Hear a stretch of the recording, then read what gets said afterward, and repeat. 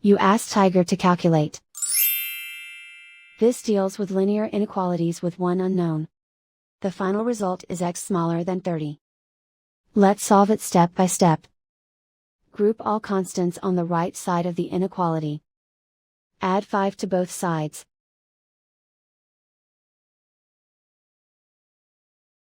Group like terms.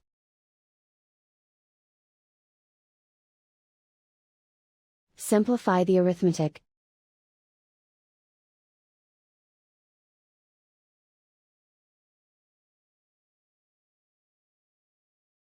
Isolate the x.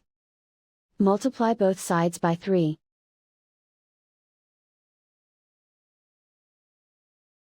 Group like terms.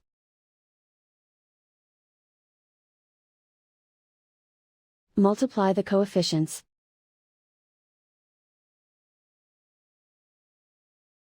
Simplify the fraction.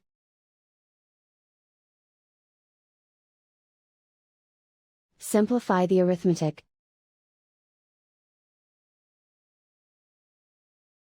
Plot the solution on a coordinate grid. And so the final result is x smaller than 30.